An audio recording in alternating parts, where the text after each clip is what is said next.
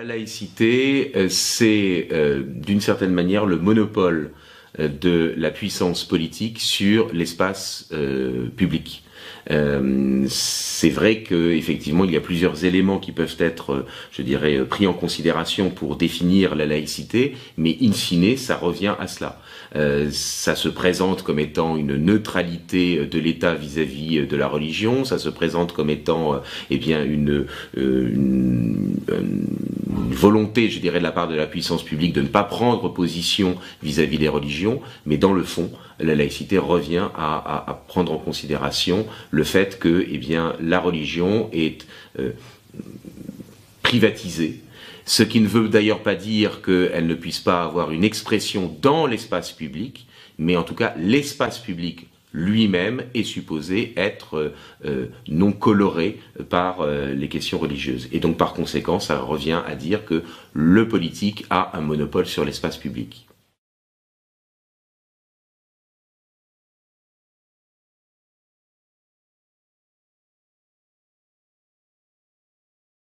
Eh bien, je crois que fondamentalement, la différence entre ces deux termes, c'est le point de vue à partir duquel on parle. C'est-à-dire que pour l'État, eh bien, il va utiliser le terme laïcité, et pour l'Église, elle va utiliser le terme sécularisation. C'est-à-dire que c'est le même phénomène, mais qui est appréhendé de deux manières différentes. L'État se veut laïque et donc a pour ambition effectivement de se libérer d'une emprise morale de la part d'une autre institution qui est l'Église, alors que à l'inverse, eh bien l'Église, elle considère que la laïcité, c'est en fait une sécularisation, c'est-à-dire l'éviction, eh bien des questions morales de la sphère publique, soit pour que l'État puisse imposer une morale de substitution, soit pour que l'État, eh bien permette ou favorise, je dirais, une pluralité de conception morale. Donc en fait, c'est le même, il me semble que c'est le même phénomène, mais vu de deux points de vue différents. Et donc cette question permet véritablement de mettre en avant un point qui est important. C'est que qui dit l'articulation du spirituel et du temporel, du politique et du religieux, dit deux choses. À la fois la question du domaine de compétences, la matière, et en même temps, de l'autre côté, la question des organes au service de ces domaines. C'est-à-dire qu'il ne faut jamais perdre de vue le fait que lorsque l'on parle de la distinction des domaines, lorsque l'on parle de la laïcité, eh bien, il faut toujours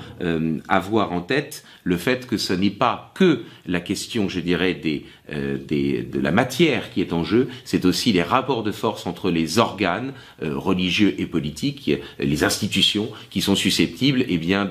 d'œuvrer pour le bénéfice de l'un des domaines ou pour essayer de s'imposer à l'autre.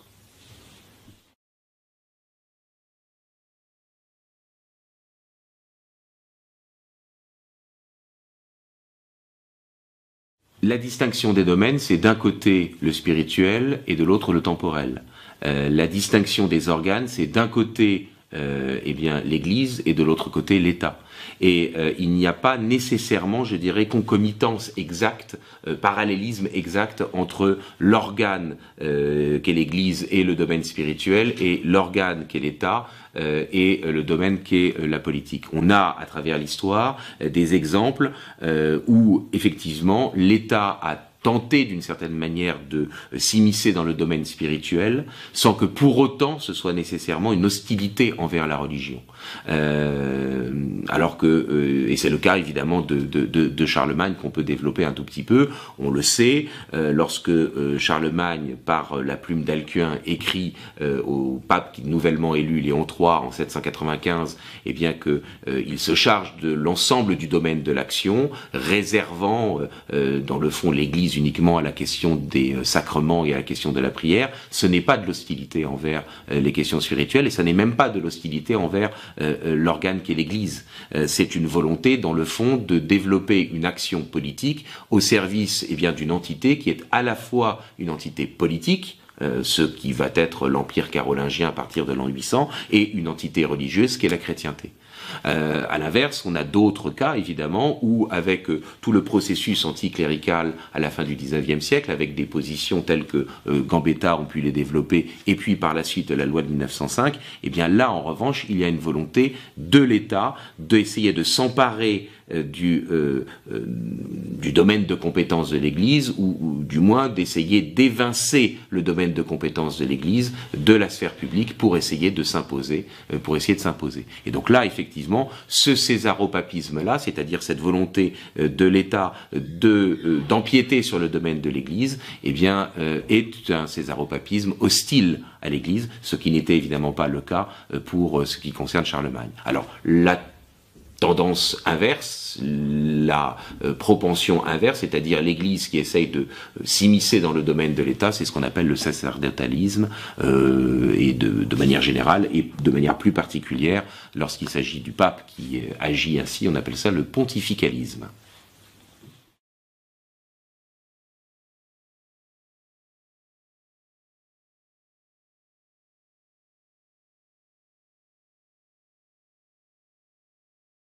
C'est une question qui est très difficile. Parce que le terme a l'air d'être clair, c'est Dieu et le pouvoir, théocratie, Dieu et le pouvoir de Dieu, et donc ça paraît extrêmement simple. En fait, c'est beaucoup plus ambigu que ça n'en a l'air, parce que jusqu'à présent, on n'a pas vraiment eu de régime politique dans lesquels Dieu est intervenu lui-même, personnellement et directement, pour pouvoir exercer le pouvoir. Et donc la théocratie, elle est toujours passée par l'intermédiaire d'un organe humain. Alors cette théocratie, elle peut être royale, impériale, si l'organe qui prétend exercer le pouvoir au nom de Dieu, pour le compte de Dieu, eh bien c'est un organe politique, ou alors une théocratie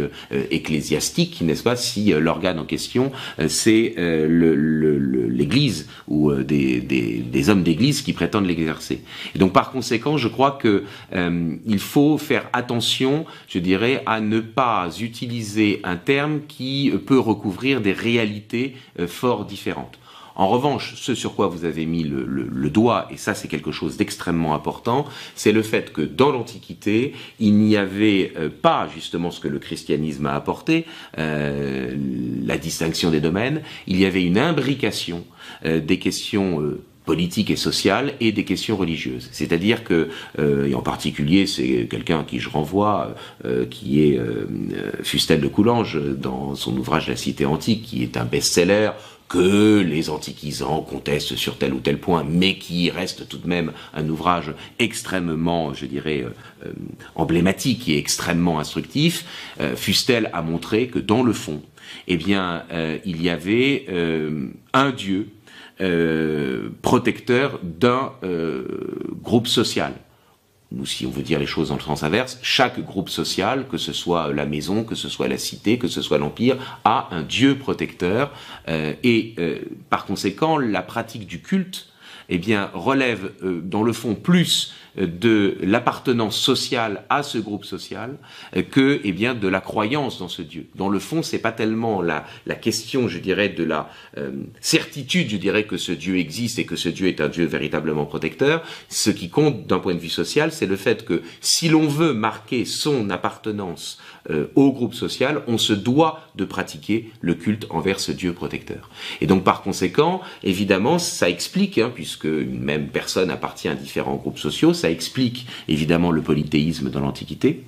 Ça explique que dans le fond, eh bien, l'hébraïsme n'est pas fondamentalement choqué les Romains, puisque c'est cette idée, n'est-ce pas, qu'il y a un Dieu protecteur d'un groupe social particulier. Simplement, évidemment, les Romains étaient un peu étonnés qu'il y ait un monothéisme pour les Hébreux, mais c'est la même logique intellectuelle que l'on retrouve partout dans l'Antiquité. Et là où effectivement il va y avoir une véritable rupture, et où donc finalement la théocratie en tant que telle, au sens plein du terme, n'est pas véritablement possible dans un monde chrétien, eh bien c'est que le christianisme, lui, va introduire une dichotomie entre l'appartenance sociale et la foi. Le christianisme va introduire une véritable révolution religieuse qui est importante et qui se manifeste à plusieurs points de vue. D'abord, contrairement, je dirais, à l'Antiquité où un groupe social a un Dieu protecteur, eh bien, le christianisme s'adresse à l'ensemble de l'humanité. Il a des ambitions prosélytes. L'ensemble de l'humanité est appelé à devenir chrétienne. Et puis ensuite, deuxième élément extrêmement important, il y a eh bien une nécessité dans le fond de croire, d'adhérer à une certaine foi, d'adhérer à des dogmes pour pouvoir être véritablement chrétien. Ce n'est pas simplement l'appartenance sociale qui fait la pratique religieuse. Bien sûr que l'appartenance sociale peut faciliter la pratique religieuse, mais ça n'est qu'une conséquence. Ce qui fait que l'on adhère à la foi chrétienne, enfin le fait que l'on soit chrétien, c'est le fait que l'on adhère à la foi chrétienne.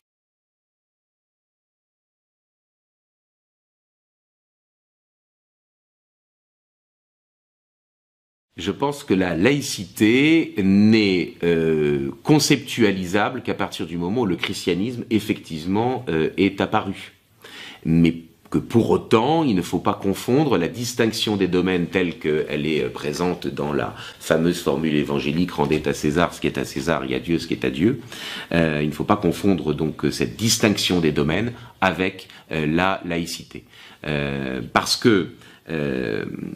avec la distinction des domaines, il y a bien une présence et du religieux et du politique dans l'espace public. Le chrétien doit, avec prudence et avec raison, une obéissance envers deux institutions, envers l'Église et envers l'État, et c'est une double obéissance dans l'ordre social, dans l'ordre public. Ça n'est pas, eh bien,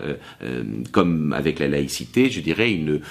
relégation des questions religieuses dans la sphère privée. Et donc, par conséquent, oui, le christianisme a permis, puisqu'il a désarticulé l'appartenance sociale et la pratique du culte qui existait dans l'Antiquité, il a désarticulé ces deux éléments-là, il a permis donc que dans le fond la laïcité puisse être conçue, mais par la distinction des domaines, mais pour autant on ne peut pas assimiler, à mon sens, ce serait parfaitement déraisonnable, la distinction des domaines et la laïcité, je dirais, contemporaine.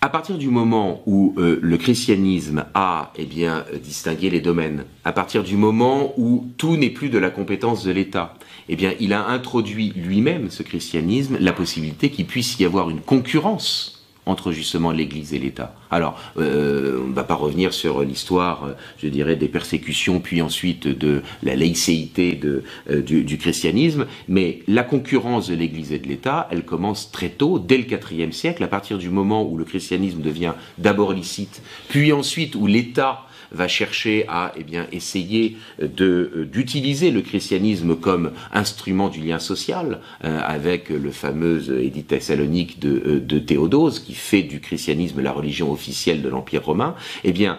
il y a évidemment une concurrence, des frictions. À partir du moment, évidemment, où vous avez deux domaines, tout le problème, c'est de savoir où passe la frontière entre les deux.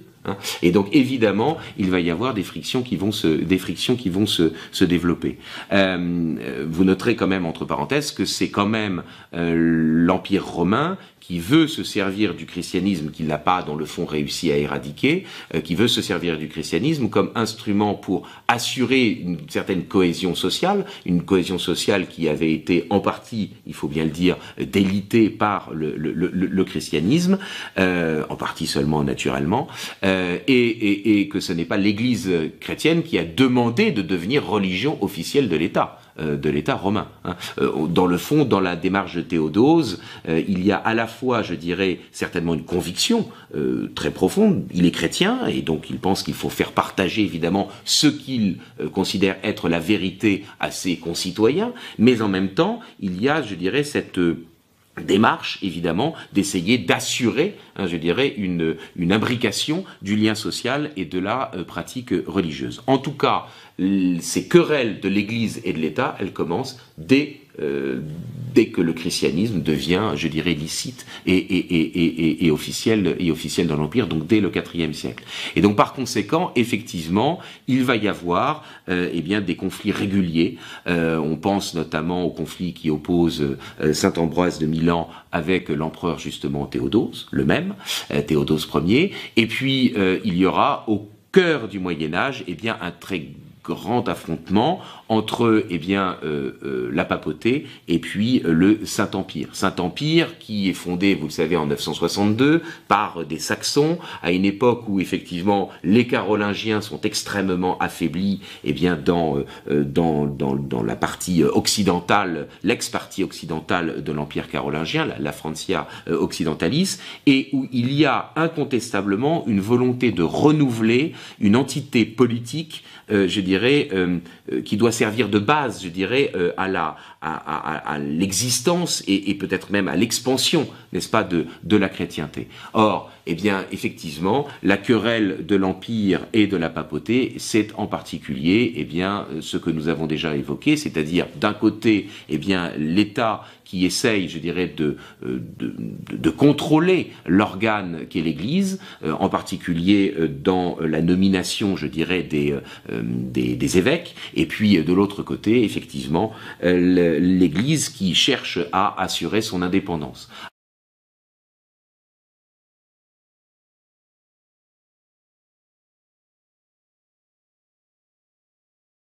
C'est un très vaste sujet que vous évoquez ici. C'est, dans le fond, la question du contractualisme social. Pourquoi est-ce que certains auteurs,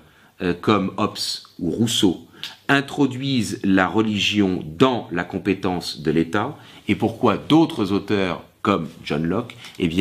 laissent la religion dans la main des individus? Ça tient, à la manière dont ils conçoivent le contrat social. Et la manière dont ils conçoivent le contrat social dépend de la manière dont ils appréhendent l'état de nature. Il y a, pour résumer, pour simplifier, il y a les auteurs qui considèrent que l'état de nature, qui est supposé précéder l'état de société, que l'état de nature est un état de guerre, et que pour échapper à cet état de guerre,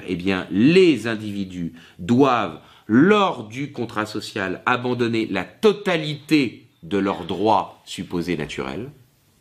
D'où le fait qu'évidemment, la religion fasse désormais partie de la compétence de la volonté générale pour Rousseau, ou de la puissance de Léviathan pour Hobbes, et ceux qui considèrent que puisque l'état de nature est un état de paix, même fragile, mais tout de même un état de paix, il n'est nécessaire,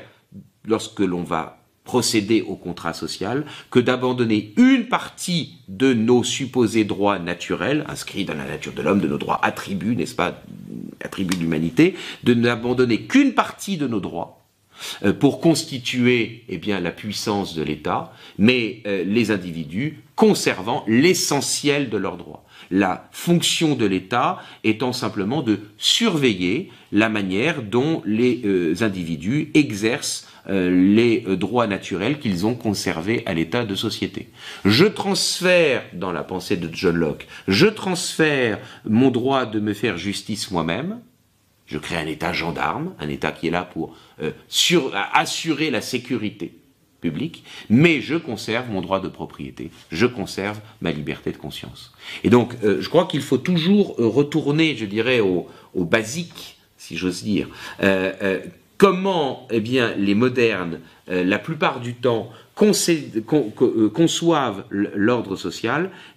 leur manière d'appréhender, la place de la religion dans la société découle très généralement de la manière dont ils conçoivent le contrat social. Contrat social où il y a un abandon de la totalité des droits, c'est la version entre guillemets socialiste, n'est-ce pas, du contrat social, et ou alors contrat social où il n'y a qu'un abandon partiel des droits naturels, c'est la version libérale du contrat social. Et donc par conséquent, effectivement, s'il n'y a qu'un abandon partiel des droits, l'État libéral n'a pas pour compétence de s'occuper des questions religieuses qui restent dans la main des individus.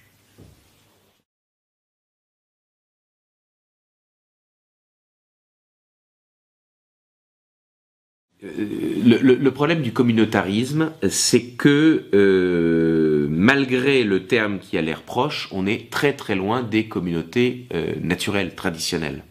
Le communautarisme, c'est le fait que se forgent, je dirais, au sein de la société, des sous-ensembles sur la base, je dirais, de liens de choix. Dans le fond, le communautarisme est, je dirais, une des manifestations de la sociabilité artificielle, du contractualisme social. Et on comprend bien que, évidemment, et nous l'avons évoqué tout à l'heure, eh bien, la laïcité soit conçue soit d'une manière je dirais plus mollassonne, la laïcité positive, soit d'une manière plus rude, le laïcisme, pour effectivement essayer de canaliser ce phénomène communautariste, cet éclatement de la société et le fait que dans le fond on ait une atomisation du corps social avec la recomposition de petites sociétés basées sur des choix de vie, qu'il s'agisse de choix religieux ou de choix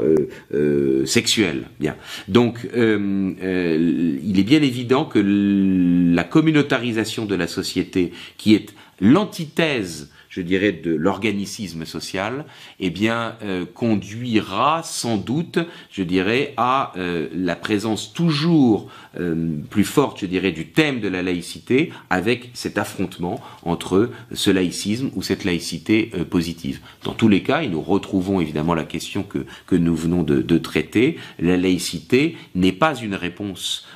suffisante pour répondre au multiculturalisme ou au communautarisme. La laïcité n'est qu'un moyen à un moment donné, ou ne pourrait être qu'un moyen à un moment donné, pour éviter une dérive plus grande, mais le seul moyen de répondre, je dirais, au délitement du corps social, eh bien, c'est que la société réinvestisse dans, eh bien, ses traditions. Et par conséquent, on peut effectivement envisager que si pour l'instant la laïcité peut apparaître comme étant un moyen d'empêcher, je dirais, une désagrégation plus grande de la société, eh bien, à terme, eh bien, elle sera vraisemblablement remise en cause si, comme je le pense, les sociétés occidentales, et en particulier la France, eh bien, se réenracinent dans leur identité traditionnelle.